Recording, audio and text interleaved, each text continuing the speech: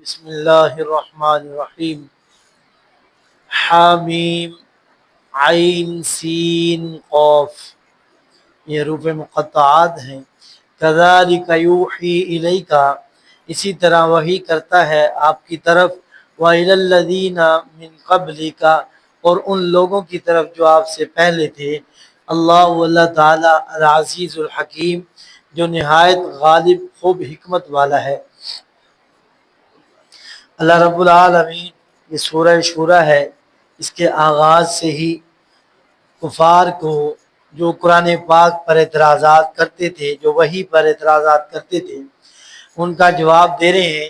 جو بات پچھلی سورہ مبارکہ کے اختتام تک ہوتی آ رہی تھی کہ قرآن پاک یہ اللہ تعالیٰ کی نازل کردہ کتاب ہے، تو بعض نے اسی وجہ سے اس سورہ مبارکہ سورہ شورى کو پچھلی سورہ فصلت یعنی حامیم سجدہ کی کا تتمہ قرار دیا ہے، یعنی اس میں جو بات ہو رہی تھی اسی بات کو مکمل کرنے کے لیے اللہ تعالیٰ نے اس سورہ مبارکہ میں ذکر فرمایا ہے۔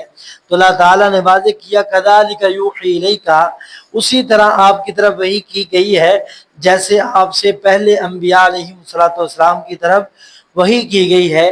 یہ نبوت کا سلسلہ اور وحی کا سلسلہ، شریعت کے آنے کا طریقہ، یہ ایک ہی تمام انبیاء علیہم السلام کی طرف آیا ہے، اور تمام انبیاء علیہم السلام شریعت میں ایک ہیں۔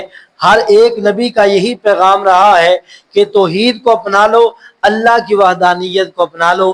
ہر نبی نے اسی بات کی دعوت دی ہے کہ اللہ تعالیٰ کی وحدانیت کو مان لو اور اللہ کی بات کو مان لو، اور اپنے نبی پر کلمہ پڑھ لو، اس پر ایمان لے آؤ۔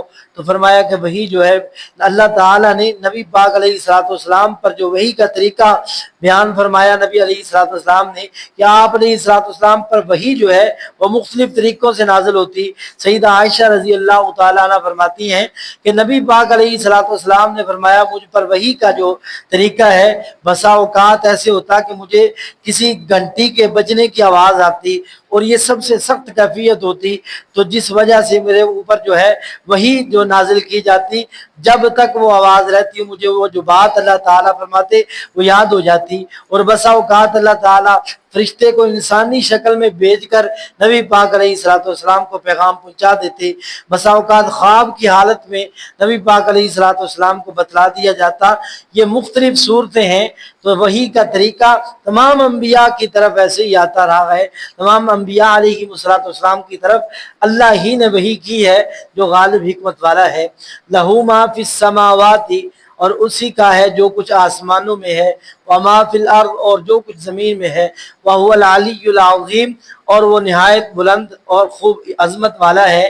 یعنی اس زمین کے اندر تمام کائنات کی مخلوقات، تمام اشیاء اللہ ہی کی ہیں۔ وجہ کیا بیان کرنے کی کہ اللہ تبارک و تعالی خود مختار ہیں، جسے چاہیں وحی سے نواز دیں، جسے چاہیں نہ نوازیں۔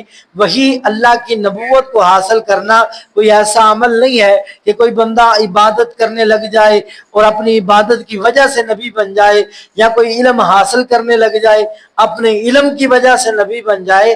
نہیں، یہ نبوت اور وحی یہ اللہ کی عطا ہے۔ وہ رب العالمین جسے چاہے عطا کر دے، جسے چاہے نہ عطا کرے، اسے کوئی اس بارہ میں نہ روکنے والا ہے نہ پوچھنے والا ہے۔ کیوں؟